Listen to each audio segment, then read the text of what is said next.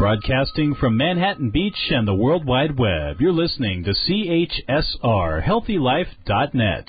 As a service to our listeners, this program is for general information and entertainment purposes only. CHSR, HealthyLife.net does not recommend, endorse, or object to the views, products, or topics expressed or discussed by show hosts or their guests. We suggest you always consult with your own personal, medical, financial, or legal advisor.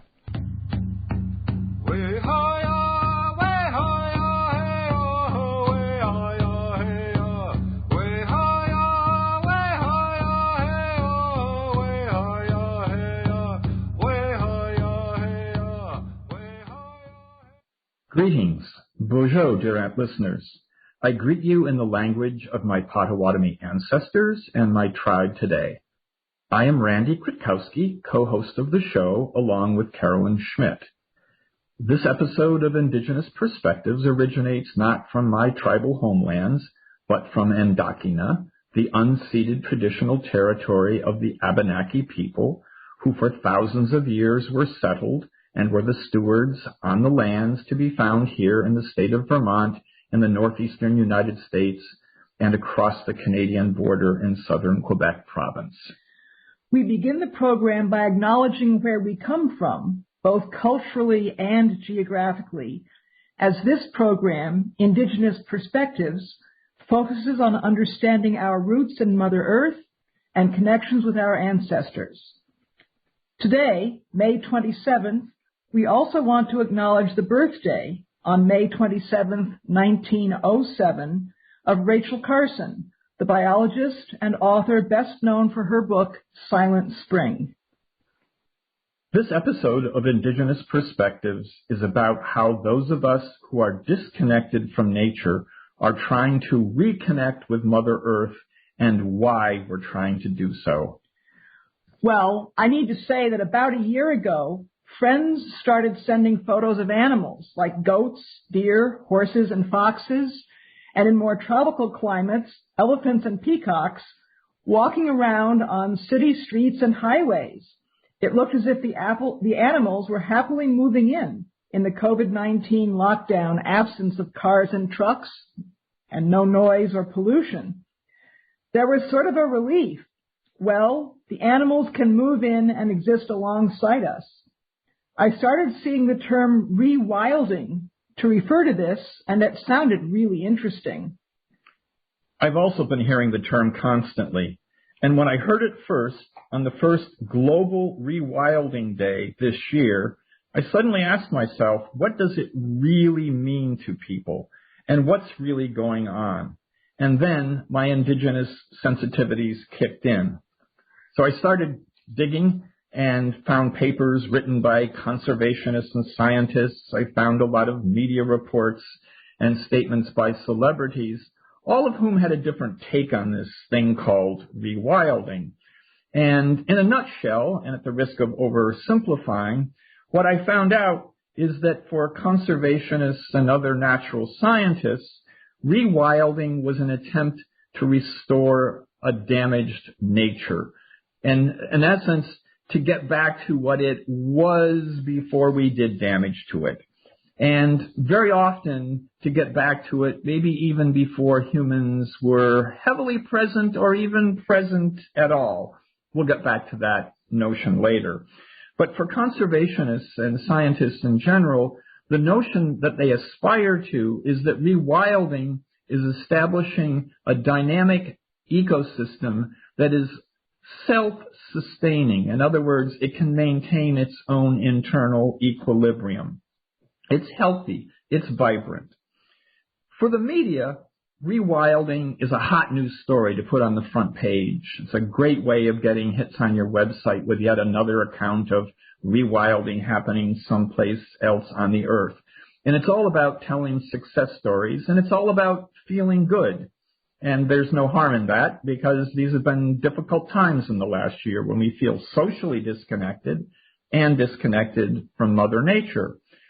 And because it's become such a hot topic, a lot of celebrities have jumped on the bandwagon, and a lot of advocates of rewilding have tried to become celebrities because there are books to be written and podcasts to be done and fame to be gained by getting out in front of this phenomenon. So that still begs the question of, so what is rewilding? And I would have to say that to boil it down to its simplest terms, it is an effort, as the conservationists and scientists say, to restore damaged ecosystems to something approximating what they were before they were severely damaged, and something approximating a self-sustaining ecosystem. Well, I have to admit that I'm really excited by the concept and the idea, and I especially like the idea of encouraging a lot of diversity, mixtures, varieties of animals, plants, and insects. It seems more natural, and it seems much more appealing. But can you give some examples of rewilding projects, and especially how to figure out, what the best ones are? Well, it just occurred to me as you asked the question, the most famous example of rewilding in Western culture is Noah unloading the animals from the ark after the earth was flooded, and the animals all come back and everything returns to normal, which is a little bit of a simplistic notion. Unfortunately, it's probably an approximation of some of the ideas that are out there. But to be more serious, let me give you two examples of so-called success stories of rewilding, and then I'll give two examples of real success stories. This may be a little confusing for some listeners because what I'm calling so-called success stories are so popular that they have been barely scrutinized, and they don't pass muster of scientific scrutiny. So the most famous probably of all rewilding success stories is reintroducing wolves into Yellowstone National Park. They were eliminated in the early 20th century. The exact date isn't known, but in the first decade or so of the 20th century, the last wild wolves were killed in Yellowstone. And if you've seen a documentary on the rewilding, you know that as a result of this, the elk population there just exploded. And with their too numerous herds, they began to overgraze. So they killed the alders and they killed, the willows along creeks, and they took away the shading for the creeks, which makes it hard for fish to reproduce in warm water. They deprive birds of food and nesting places. They deprive insects of a place. So if you reintroduce wolves, so the argument went, you can control the number of elk, and then all of these other good things will come back. The willows will grow, the birds will come back, the fish will return to the creeks. And most documentaries and hundreds of articles on rewilding Yellowstone have before and after photos where the willows came back. And everybody has declared that, this is great because now the wolves are there and tourists come and take photographs. It's actually one of the big attractions at Yellowstone. The problem is that the wolves were already returning on their own before wolves were reintroduced. And because they were introduced by humans, when they went off the reservation onto neighboring cattlemen's ranches and began to kill their cattle, it created blowback, real anger at the concept of environmental intervention and rewilding. And it also turns out that if you actually read the scientific reports that came out after those initial photographs of before and after, that the wolves actually didn't sufficiently reduce the number of wolves. What actually ended up happening is that the elk moved off premises, created other problems for farmers, like taking diseases, brucellosis, off of the park, and the bison continued to overgraze.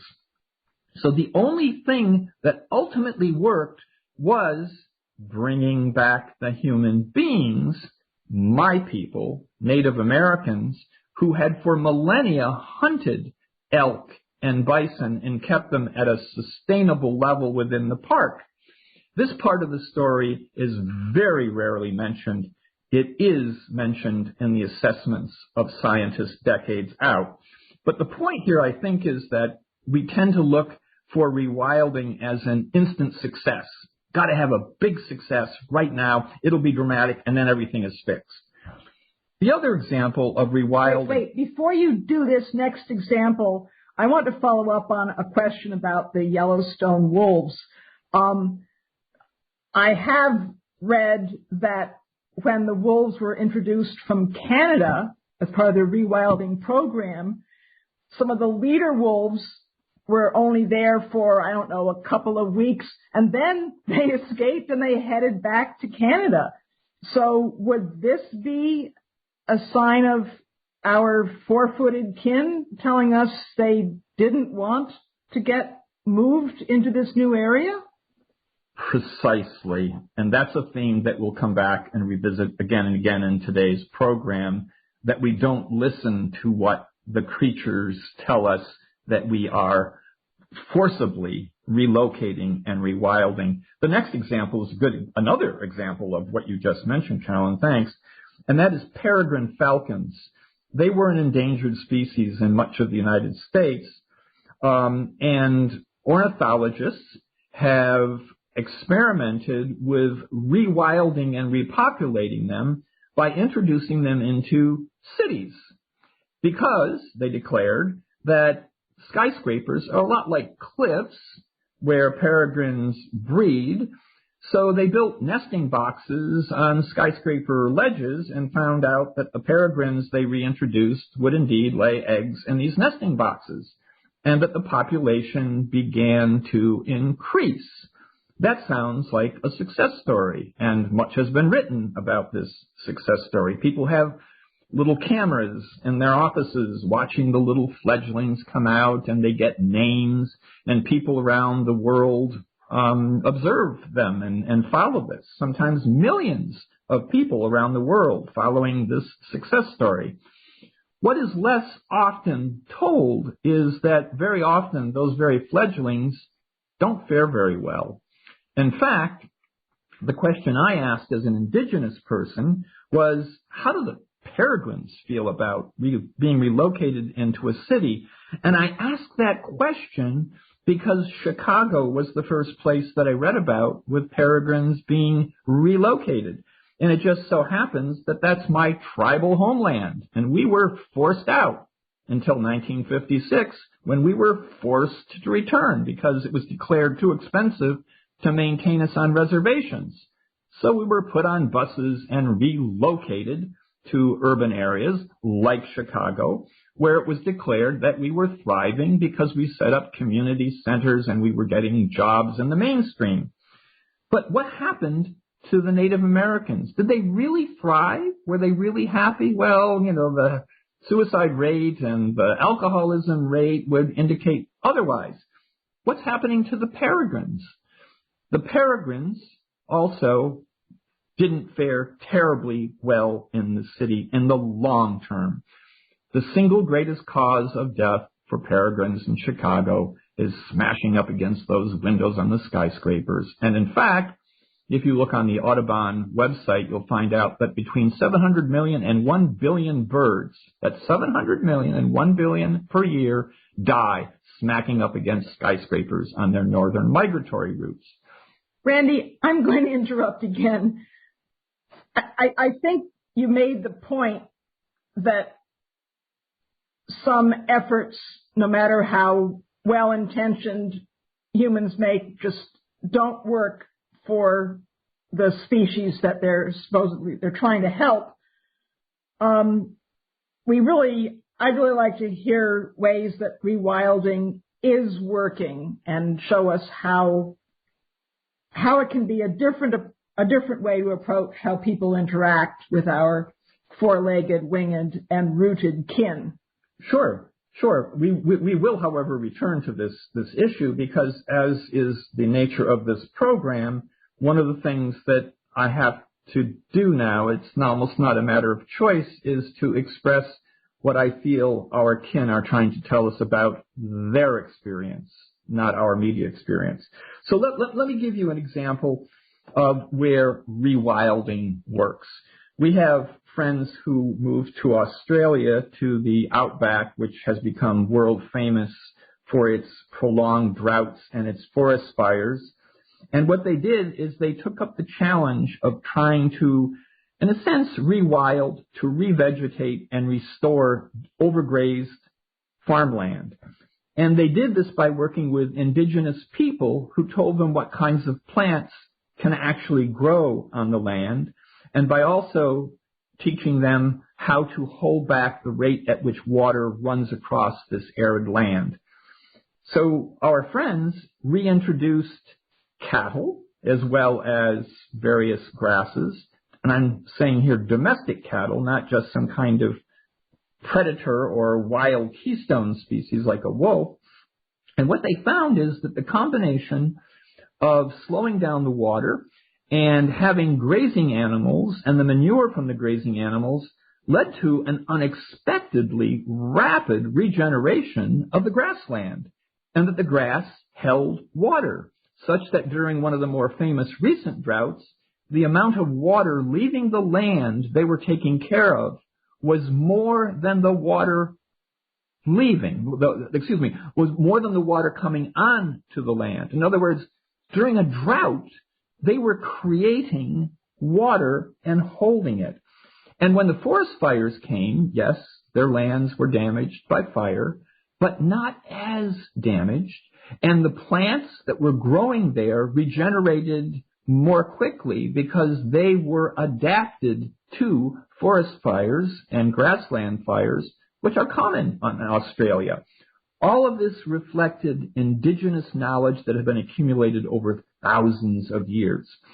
So this shows you that rewilding can be done well and effectively, especially when it involves utilizing the knowledge of indigenous people. Let me ask, how did your friends manage to encourage the indigenous people, the Aborigines in the area, to work with them? These friends of ours come from a spiritual tradition of listening to people who have other spiritual worldviews. So the first thing they did is to get to know their neighbors and talk to them. And by their neighbors, I think I would include not just the two-legged neighbors, but the birds and, the other species that graze, because they have lessons to teach. The key here, again, was observing and listening. So the final example I'll give just briefly is from Lima, Peru. Lima is also in one of the driest areas on Earth. My recollection is they receive directly about 1/2 inch of rain per year. Yes, that's 1/2 inch of rain per year. And Lima is a very large city, so they get their water from the surrounding mountains. And that means that those reservoirs of water in the mountains are essential to the survival of the city. So what is happening is a nonprofit organization has been working with the ancestors of the indigenous people who lived there for thousands of years and recreating and restoring the water catchment systems that these indigenous people maintained so that they could be engaged in agriculture. It's really quite simple. It turns out that there are bogs, peaty bogs, up in the mountains. And one of the first things they did is stop the destruction of the peaty bogs so that they could act as sponges and hold water and then slowly release it over the course of the rest of the year so that downstream, particularly in Lima, the water would arrive in time to nourish the city. They also built weirs, basically small dams, on the small streams to slow down the rate of the water leaving these areas. And this I look at as an example of rewilding, and that may be a little bit surprising to some of the listeners because we're not talking about bringing animals back. We're talking about plants, but we're also talking about landscape. And for those of us who are indigenous, the landscape isn't a thing. It's a living place. It's a living system. It's our kin, just as are the birds and those wonderfully charismatic four-legged animals, the wolves and the bison. So what we have here are two very contrasting examples. One, where indigenous people were allowed to participate in rewilding and restoring natural systems or preserving existing natural systems, and those where they have not. And clearly the involvement of indigenous people is critical. I want to take one moment here to put, forward a really critical notion, which is that we're talking about rewilding as restoring damaged systems. We should not lose track of the fact that the most important nature preservation work is continuing to maintain and protect those systems that are wild and have diversity. We cannot allow ourselves for a moment to substitute rewilding the damaged planet for protecting those parts of the planet that absolutely need us to protect them. Yeah, I think that's a really important point to make. And I was just reading about the efforts in Latin America in particular to make sure that indigenous peoples get clear title to the lands that they live on, and that it be legal and legally supported, and that they be able to turn down, successfully oppose efforts to move into their land, efforts from outsiders to cut down trees, to extract metals, graze cattle, all the things that are tremendously destructive, not just of the particular trees and area, but also of the entire ecosystem, which is really interconnected. And of course, that's one of the points of the indigenous worldview, to look at how everything connects, and you have to be respectful of the messages coming from all the different species. So we have a few more minutes in this segment. Randy, do you have sort of closing comments on how your ideas of rewilding have changed since you've been thinking about it?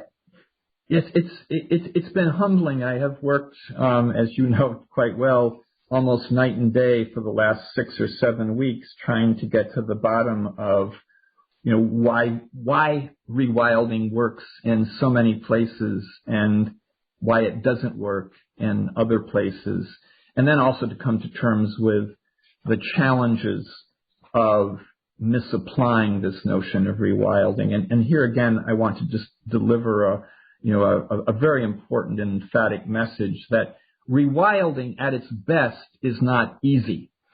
It is very difficult, as Suzanne Simard, documents in this book that has just come out and made sensational news on looking for the mother tree. These systems are enormously complex. They evolve over centuries and in some case millennia, and you don't just snap your finger and bring back a clear-cut forest. So we can't let the narratives of easy rewilding lure us into thinking that we can dig up the countryside or vast parts of our landscape to get coal, to get oil, to get timber, and then quickly replant it and turn it back to what it was.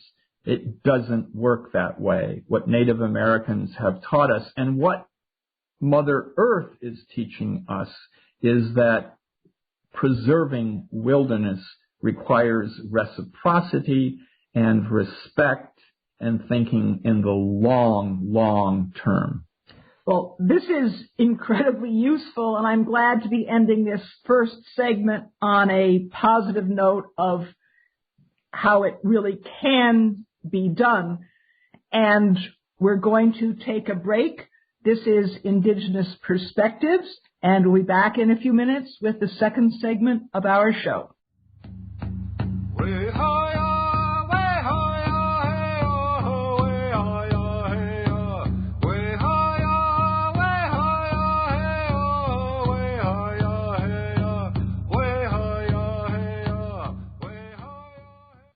Citizen Potawatomi Nation's Cultural Heritage Center, located near Shawnee, Oklahoma, features 11 immersive galleries with digital and interactive exhibits. Visitors learn about the tribe's history from origin to modern days and gain an understanding of citizen Potawatomi oral traditions and lifeways.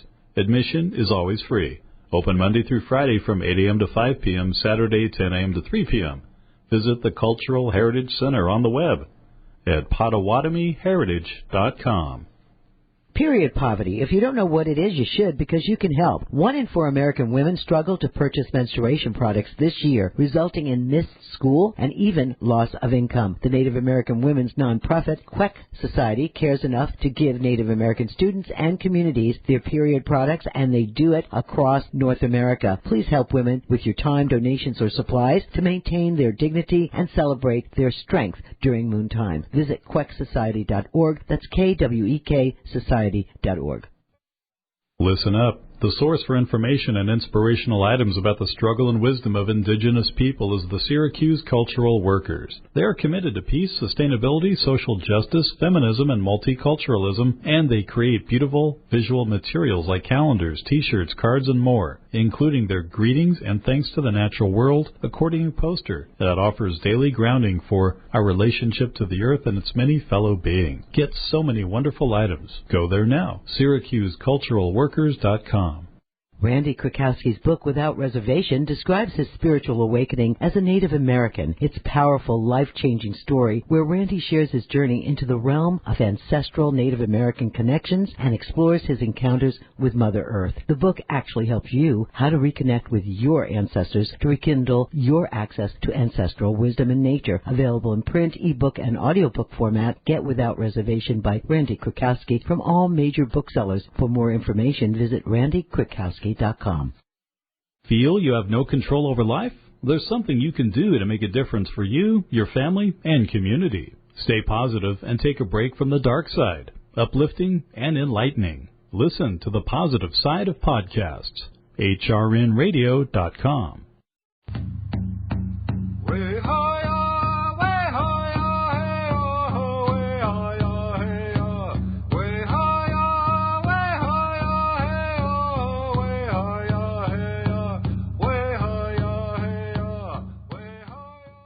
Welcome back. This is Indigenous Perspectives with your hosts, Randy Krakowski and Carolyn Schmidt. So we're discussing rewilding, what it is, and when it can work, and what are its limits. So, Randy, can you start us off by discussing how we know when the rewilding efforts are working? And from your own Indigenous perspective, how can our kin, the plants, the animals, the birds, the fish, the insects, communicate to us about what aspects of human activities can work for them? That's quite a bundle of intertwined questions, but let me give it a shot. First of all, I think we can figure out when rewilding efforts are working if we have the humility to trust our eyes and our ears, and we have the patience to observe what is happening over a long period of time. As I said in the earlier segment, very often success stories are prematurely announced a year or two after some change takes place, and then everybody goes home and writes it up and puts it in their book of their promotion for more fundraising for their foundation, but they don't come back in 5 or 10 years to find out what's going on. So the key, the really key and essential ingredient here is what scientists call good empirical science and what Native Americans would call listening and observing Mother Earth. They're one and the same. They're both grounded in observation. What I have found is that indeed the plants, the animals, the birds will give us signals, very clear signals, about whether it's working for them. And if we're rewilding for them and they're giving us signals that it's not working, we need to pay attention. You gave a lovely example, it's somewhat humorous, of the wolves quickly being released from their cages in Yellowstone and heading north, voting with their feet. You know, I can give you other examples of beavers being rewilded and immediately escaping their enclosures because they're not happy where they were put. Certainly my ancestors tried that when they were put on reservations. They left the reservation. So, on the grand scale of these big projects, we can trust scientists more than we can trust celebrities who want to be associated with short-term success stories, and more than we can trust the media that wants a glitzy, sexy story about a charismatic mammal being spotted in somebody's backyard. But let's bring it down to the more mundane level of most of our listeners, because they're not engaged in these giant projects of rewilding vast territories and nature parks. They're worried about what's going on in their neighborhood or their backyard. And Carolyn, you and I know that we've struggled with this question in our own yard and had to adjust our own perspective multiple times. Well, I would like to build on your opening point about humility to give a specific example. This is a true example of turtles trying to send us messages and how one of us was slower than the other to pick up on what the message was. So a number of years ago, Randy fell in love with mosaic cultures. That's when you have some sort of area of earth and you plant it and you make patterns with the different kinds of plants. So he got earth and he built up a nice mound and he bought plants, all kinds of lovely looking different kinds of plants, and he was planting them and making it in the form of a giant face. So it was moving along quite well. And then one August, a couple of years ago, one morning he looked out in a horror and he said, that turtle is vandalizing my mosaic culture. And a snapping turtle had come up from the pond quite some distance and was digging and getting ready to lay her eggs. So I saw the mother turtle finding a nice place, nice sort of sandy soil, high up enough, the right direction from the pond, and she was using it as her instincts and her decisions and her care for her future generations was telling her to do. Randy, as the human who had created something, you were seeing the turtle as damaging your creation. So can you tell the listeners how you figured out that it was time to change your mindset and listen to the turtle? Yes. So here are confessions of the indigenous person in this household. I plead guilty. I replanted the mound. As any mainstream American, absolutely fanatically convinced that he can dominate Mother Nature. And I put up a rock barrier around the perimeter of the mound, thinking there's no way a turtle's going to climb up over this. Next year I came out, and guess who was parked there laying her eggs? Somehow she had, without a ladder, found a way of getting up and around my barrier. At that moment, belatedly, slowly, I got the message the turtle was sending. Hey, Randy, indigenous person, we live on Turtle Island. Huh? I'm a turtle. I need to lay my eggs here if you want this to keep being Turtle Island. So I do tell this with a bit of, self-deprecating humor, but it was a really humbling episode and part of my journey of learning to listen to observe and see what Mother Nature has to teach us. Well, and Randy, you are to be commended for admitting that you were wrong and changing. I truly know it was not easy for you to let go of that dream. And another example, we have time for this one before the next break, is when the owl in the tree told you not to cut it down. Yes, we decided that we we both decided that we needed to cut some trees that had grown large since we put photovoltaics on our roof and planted a garden in the front of the house. It was creating too much shade. So we started to mark the trees, and then we noticed that one of the trees that cast the most shade was a giant maple tree, which Susan Samar describes in her new book, The Mother Tree. It was the mother tree. And I began to have some qualms, and the day before the landscape person came with his chainsaw, we noticed an owl perched in the tree, hooting, and I think telling us quite clearly, you can't cut this tree down. This is the mother of the forest. It's also my nesting place. And once again, this was an absolutely magnificent, clear message that Mother Nature was sending us about being respectful and not intervening with a too heavy hand. Well, thank you for that, and we'll be back in a few minutes with Section 3.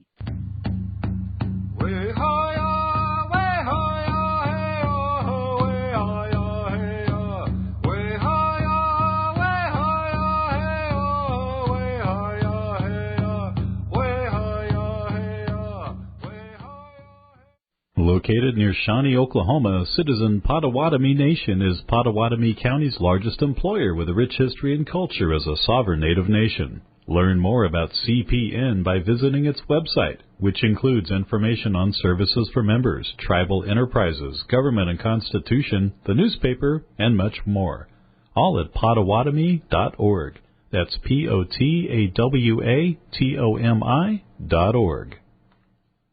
Randy Krakowski's book, Without Reservation, describes his spiritual awakening as a Native American. It's a powerful, life-changing story where Randy shares his journey into the realm of ancestral Native American connections and explores his encounters with Mother Earth. The book actually helps you how to reconnect with your ancestors to rekindle your access to ancestral wisdom and nature. Available in print, ebook, and audiobook format, Get Without Reservation by Randy Krakowski from all major booksellers. For more information, visit randykrakowski.com. Since 1975, Inner Traditions has been publishing books for the healing and spiritual journey. Their mission is to rediscover, preserve, and protect these spiritual traditions of the world so that humanity will forever have the tools to create a better future that will celebrate and heal the earth. Inner Traditions books, card decks, and other products are available wherever books, ebooks, and audiobooks are sold. Or visit InnerTradition.com's online bookstore. And while you're there, sign up for their free newsletter to receive special offers. That's InnerTraditions.com. Period poverty. If you don't know what it is, you should, because you can help. 1 in 4 American women struggle to purchase menstruation products this year, resulting in missed school and even loss of income. The Native American women's nonprofit, Queck Society, cares enough to give Native American students and communities their period products, and they do it across North America. Please help women with your time, donations, or supplies to maintain their dignity and celebrate their strength during moontime. Visit quecksociety.org. That's KWEK Society.org. Don't get angry. Anger is a negative emotion that suppresses your immune system that may cause health problems. Make a positive difference by working together to protect and support your family, friends, and community. Take a break from the dark side. Uplifting and enlightening. Listen to the positive side of podcasts. hrnradio.com.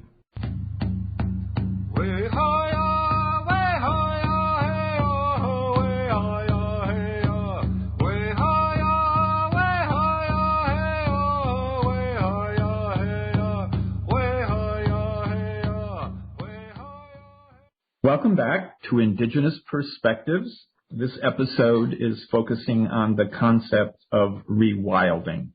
And we're going to pick up the discussion we were just having in the previous segment about signals, signs, and messages we get from the natural world, indicating that our efforts to restore, preserve, rewild systems are actually working. Carolyn and I were discussing the fact that very often we need to learn to listen, and we listen to the owls and we listen to the birds and the other wildlife in our front yard, but sometimes listening is about listening to the silence. And that's appropriate to this day, Rachel Carson's birthday, because she wrote the very famous book, silent spring, which warned us all about the damage that could be done by DDT when it killed birds in massive numbers in the United States. It was a real wake-up call. And what she feared was that there would be a day when we would face a silent spring. And indeed, that is what we are facing this year. Many of you have probably read newspaper articles about the 17-year cycle of cicadas and how this year they were going to come out of the ground and the sound was going to be magnificent, but almost deafening in some situations. Well, it hasn't quite happened, in part because of what Rachel Carson warned, our overuse of insecticides, in part because of climate change, in part because we compact the soil so much that the cicadas can't get out of the earth. So to go back to the theme of the previous segment, how do we know when what we're doing is working or not working? Sometimes it's not what we see or hear. Sometimes we have to be really astute and sensitive to what we don't see and what we don't hear. And I think that gets to the theme that we wanted to tease out in this particular segment, which is what are the underlying cultural and spiritual values that are the foundation of Indigenous abilities to work with and in cooperation with land, animals, and other kin. Carolyn, you have some thoughts on this. Well, I think the starting point is the whole idea of cooperation, and that's for people from a European and traditional United States tradition that really goes against a lot of the messages about controlling, dominating, owning, possessing, and for everyone, one grows up learning about property rights and who's in charge, being in where you are on a hierarchy. Do you get to give the orders or do you have to obey the orders? And I think it's a real challenge to people raised in a competitive culture to flip it around to say, how can we cooperate with the others instead of looking at it as a struggle for control? We have a neighbor who struggles against a lot of his lichen, his dandelions, anything that isn't in place, and he's out there with chemicals trying to eliminate these signs of nature, which is trying to move into his property, not doing him any harm, but looking different, looking like it's not under his control.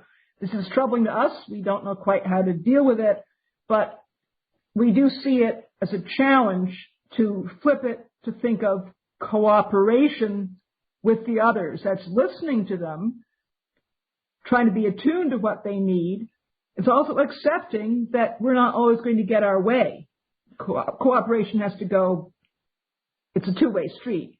So this brings us back to what I think a listener would naturally be asking at this point in our program, which is, what can I do in my backyard, in my park, my neighborhood, my city, that will advance the cause of making the places that humans are found a bit more hospitable and a bit less inhospitable or dangerous to our other than human kin?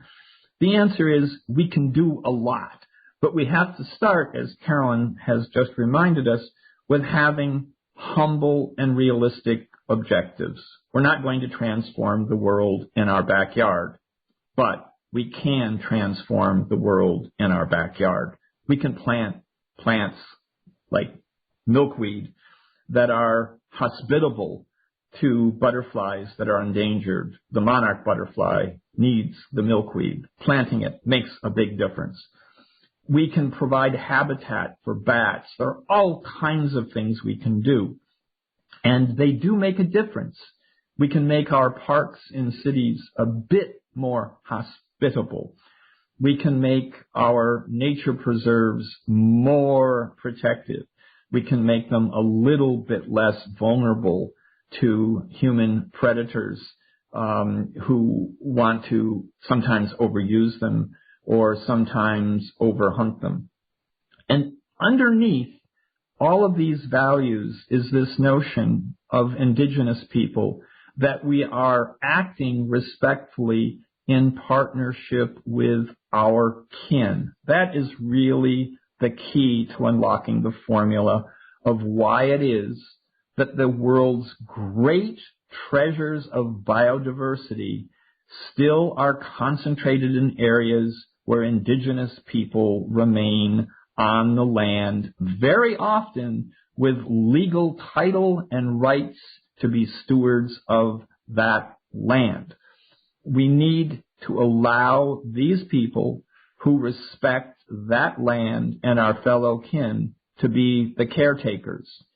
If you're not Native American, you're not going to become a Native American, but you can learn from those efforts of being respectful. You can learn how to listen to and observe, as I learned painfully from my episode with the turtle, to be protectors of nature. You can teach your children, and sometimes you can reach out to your neighbors who are destroying habitat and try as best you can in those awkward moments to educate them to preserve natural habitat.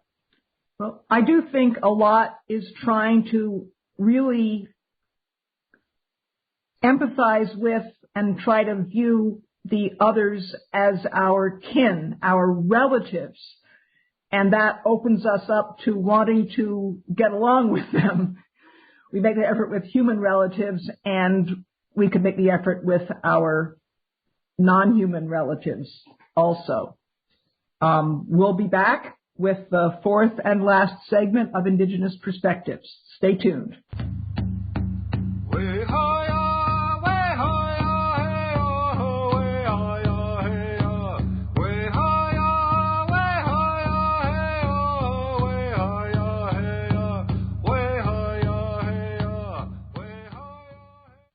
Citizen Potawatomi Nation's Cultural Heritage Center, located near Shawnee, Oklahoma, features 11 immersive galleries with digital and interactive exhibits. Visitors learn about the tribe's history from origin to modern days and gain an understanding of citizen Potawatomi oral traditions and lifeways. Admission is always free. Open Monday through Friday from 8 a.m. to 5 p.m., Saturday 10 a.m. to 3 p.m. Visit the Cultural Heritage Center on the web at PotawatomiHeritage.com. Period poverty. If you don't know what it is, you should, because you can help. 1 in 4 American women struggle to purchase menstruation products this year, resulting in missed school and even loss of income. The Native American women's nonprofit, Queck Society, cares enough to give Native American students and communities their period products, and they do it across North America. Please help women with your time, donations, or supplies to maintain their dignity and celebrate their strength during moontime. Visit quecksociety.org. That's Kwek Society.org. Listen up. The source for information and inspirational items about the struggle and wisdom of indigenous people is the Syracuse Cultural Workers. They are committed to peace, sustainability, social justice, feminism, and multiculturalism, and they create beautiful visual materials like calendars, t-shirts, cards, and more, including their Greetings and Thanks to the Natural World accordion poster that offers daily grounding for our relationship to the earth and its many fellow beings. Get so many wonderful items. Go there now. SyracuseCulturalWorkers.com. Randy Krakowski's book, Without Reservation, describes his spiritual awakening as a Native American. It's a powerful, life-changing story where Randy shares his journey into the realm of ancestral Native American connections and explores his encounters with Mother Earth. The book actually helps you how to reconnect with your ancestors to rekindle your access to ancestral wisdom and nature. Available in print, ebook, and audiobook format. Get Without Reservation by Randy Krakowski from all major booksellers. For more information, visit randykrakowski.com.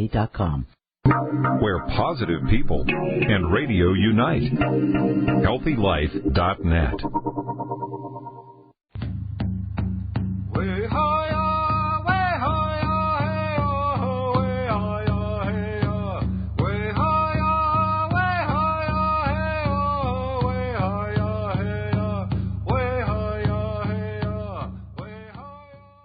Welcome back to Indigenous Perspectives.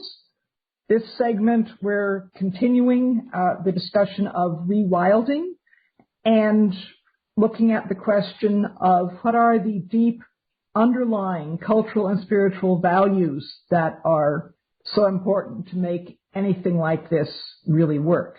Randy? This is a really difficult question, and I think it's a thread that is going to travel throughout all of the shows that we do. And it's a message that I suspect we can deliver many, many times, as Turtle tried to tell me many, many times on the mound before we ultimately get it. So let me try to repeat what I think is a critical insight that our society needs to hear. And that is that we have grown up in a post-World War II era of fantastic engineering and economic affluence, where we believe that we can transform the world, we can have economic growth forever, that we can extend our power to the far reaches of the corner. And we're now talking about colonizing other planets. If you really listen carefully to this narrative and what we tell ourselves about ourselves, what you're hearing is a story of how humans can indeed dominate and control everything.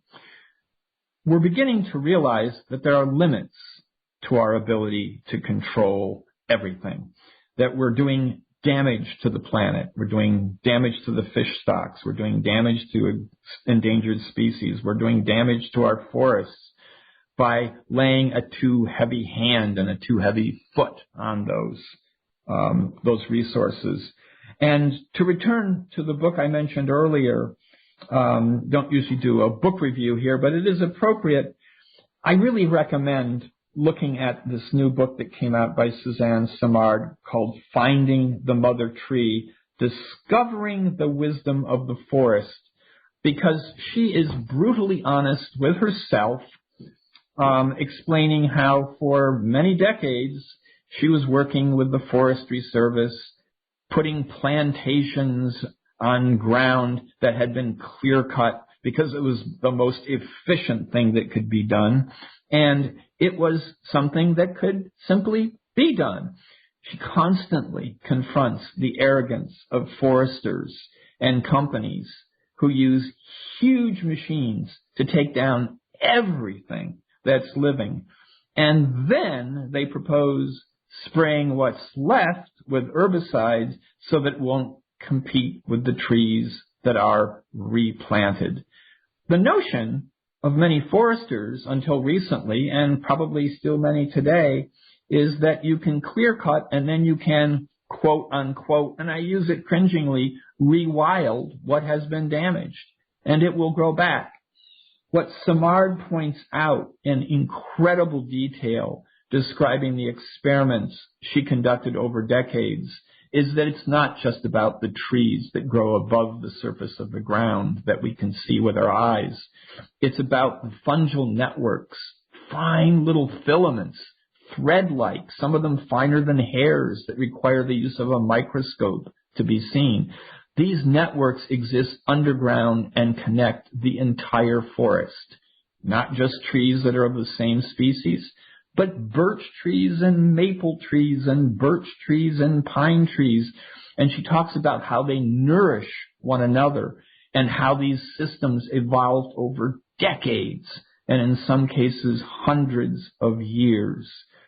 So the message here, and the message that Simard delivers so beautifully in her book, is that we need to, A, be careful about what we damage in the first place. We don't have to clear cut the forest to get timber. We can do it in a sustainable way. But we can't be deluded into thinking that we can destroy ancient forests and then snap our fingers and rewild them. That is a perversion of the word rewilding. We have to get away from this concept of dominating nature. And I think the really, really shocking notion here is that each of us needs to look in the mirror and ask whether or not we consider nature and our other than human kin even to be in the same ballpark as our human lives.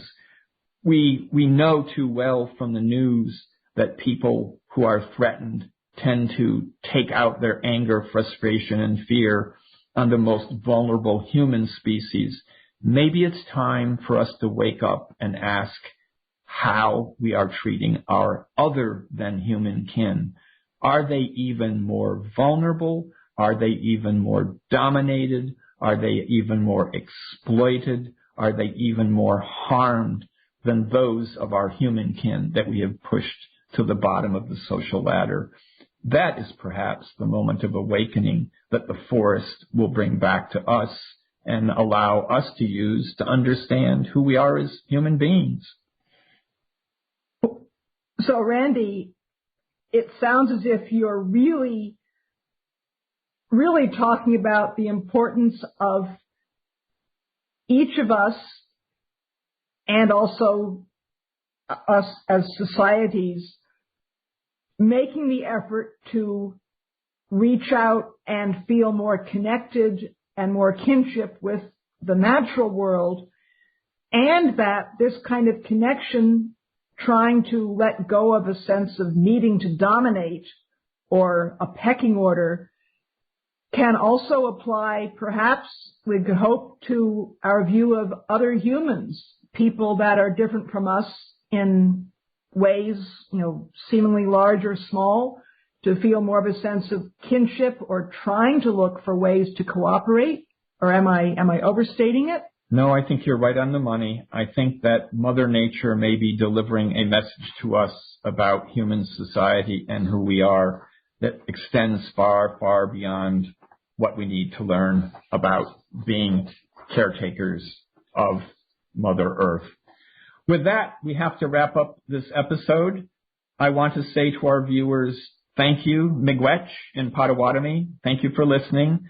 I hope that this broadcast has given you time and space to reconnect with your roots in Mother Earth and with your ancestral roots. Before your busy day distracts you from this moment, I encourage you to take a few minutes to reach out and feel the presence of living flora and fauna, and perhaps even that of ancestors.